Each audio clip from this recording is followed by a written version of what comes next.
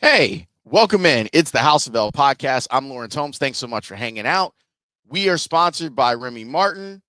Love Remy Martin. We are going to continue to do big things, Remy Martin, in 2025. I hope to not waste a lot of your time with this episode, um, but there are a couple of things that I wanted to get into and just talk about how. Ooh, sorry for shaking the room. How expectations can change perception, specifically as it pertains to Caleb Williams.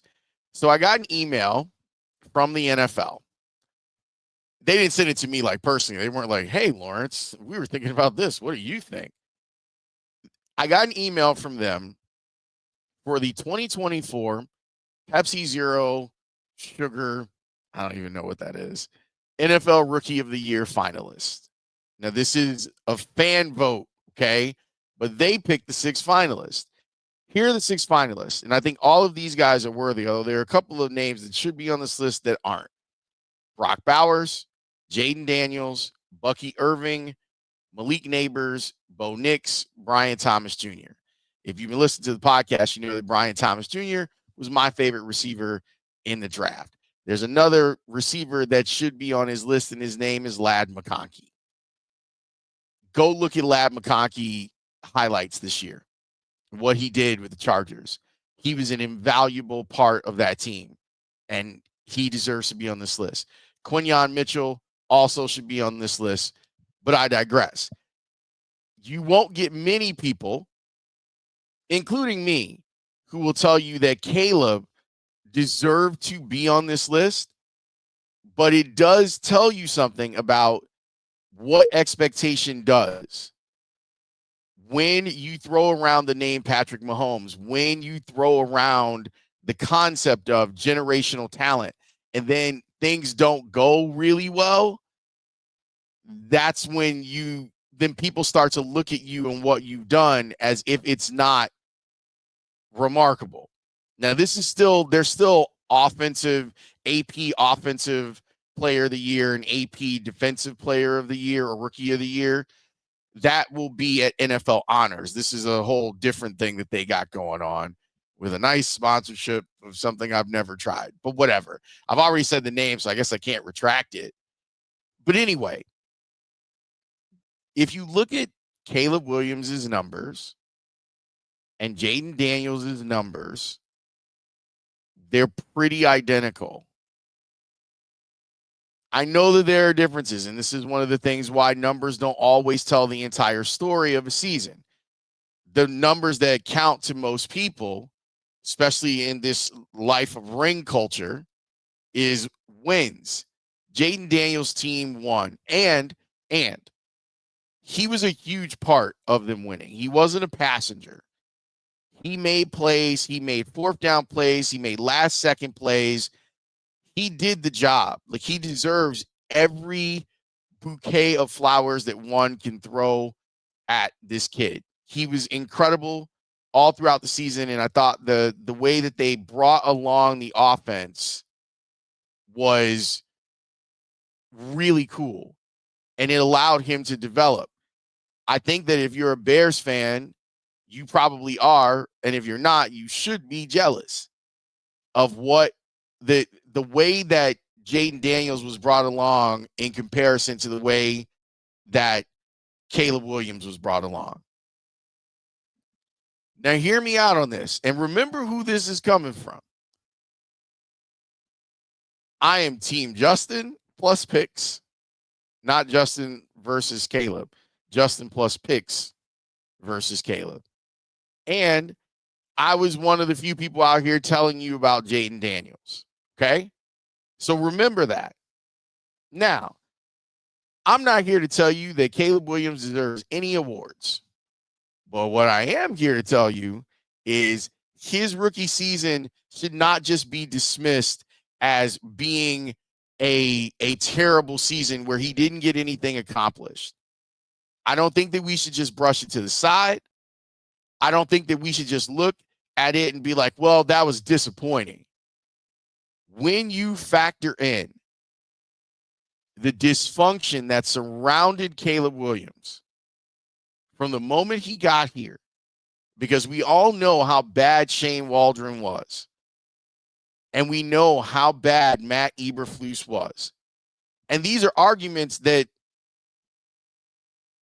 I've made before, like in defense of Justin Fields. You have to look at everything. You have to look at the fact that everywhere around Caleb Williams, until we got late into the season, he had people telling him the wrong stuff. And even with that, he was able to give you what, a 4-to-1 touchdown to interception ratio, a 3-to-1 touchdown to interception ratio. He's already the 4th leading single season yardage passer in Bears history with an extra game. Put that asterisk right there. With an extra game. I just think that there's a lot to grow on. Like, to me, the adversity that Caleb Williams went through, you know, the adversity that Ryan Poles couldn't figure it out until Dan Wiederer explained it to him, where you have 3 different offensive coordinators inside of one season.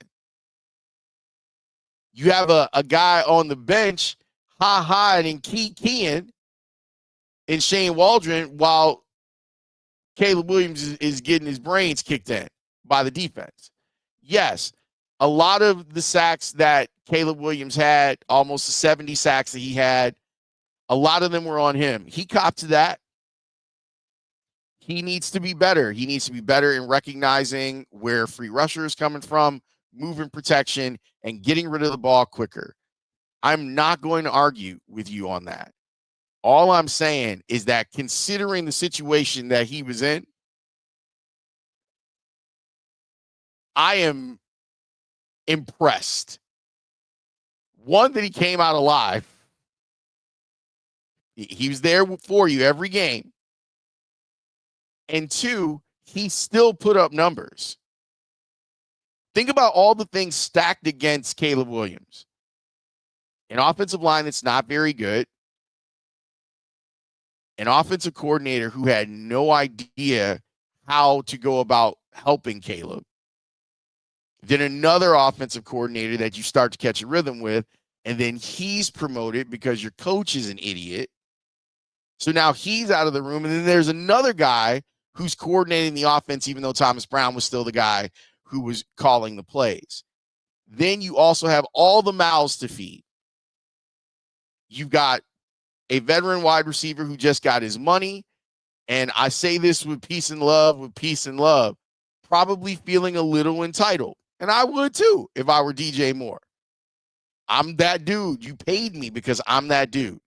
Where are my touches? How can we get on the same page? You have another veteran in Keenan Allen, who's here trying to get that last big contract. I do think he'll end up playing next year, but I think that he lost a lot of money this year. And you've got a rookie that you're trying to build chemistry with in Rome Odunze. And they still haven't quite gotten on the same page. I hope that's something that maybe with Keenan Allen moving on, possibly, that gives an opportunity for those two guys to grow. I am not here to tell you that Caleb Williams should be Rookie of the Year. I'm not even here to tell you that he should be a finalist. All I'm saying is that you're going to have a lot of people shitting on Caleb. A lot. Over the next couple of weeks. That his rookie season is going to be held up as a disappointment. And that disappointment was all because of expectations. This is why I am very cautious when we talk about prospects and we go to the nth degree when we're making a comp for them. There is literally no one like Patrick Mahomes. That's why he's so special, because he's a unicorn. So And like, if you look at the two guys, they're not even built the same. And so for people to be like, oh, well, you know, he's got all the Patrick Mahomes stuff. Let's see. You can praise Caleb without comparing him to perhaps the greatest quarterback who's ever lived. But those expectations that were put on Caleb makes people look at his season with a jaundiced eye. And I'm here to tell you, that season that he had, where he does get sacked almost 70 times, is still impressive. So just take it from me on this. These next few weeks of watching stuff play out, Jaden Daniels could win their next playoff game. Like that Washington team's got a little juice. When all of this stuff plays out, there are going to be a lot of people going, well, look at what Jaden Daniels, like Bo Nix is a finalist. And let me tell y'all something, and I'm willing to die on this hill. He's not good. And I hate saying that. That sounds mean. He didn't have a better year than Caleb. And look at that 5-game stretch where he just kept throwing interceptions and no touchdowns.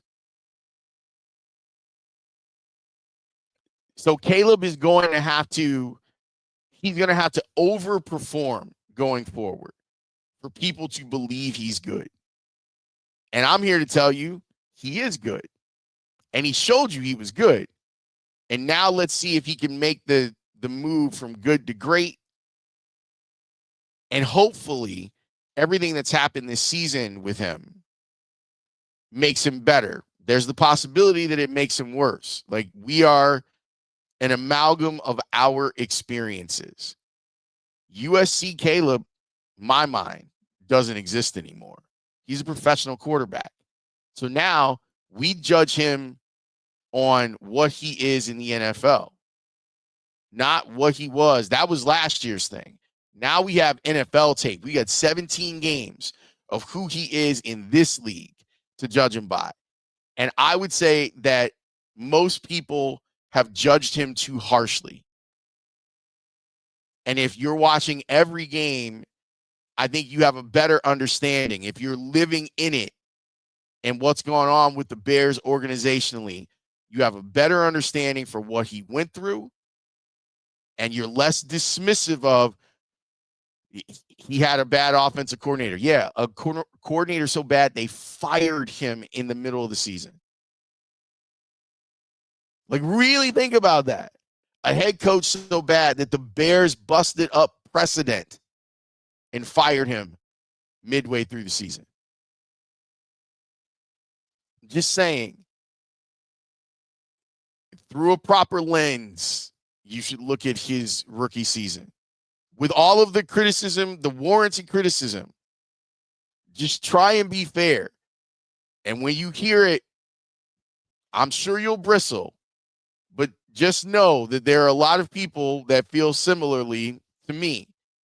You can be mad if you want that he didn't live up to the incredible, crazy expectations that the draft complex in football likes to hold up. And he didn't ball out, but he wasn't trash either. What he did was a really good first step. And without those expectations, every single one of us would feel that way. All right, I'm done preaching. I appreciate you watching. I appreciate you listening. If you're on Spotify or Apple, get your asses over here. That is 2 cuss words today. That is too many. But get on over here. Head on down to the boat show. The boat show. And subscribe to this YouTube page. It's killer. There's all sorts of stuff. I also appreciate you guys watching the video about me going over my TV reel. It was a little bit more emotional than I expected in both getting ready for it and then doing it. But I love y'all. I'll talk to you next time. Peace.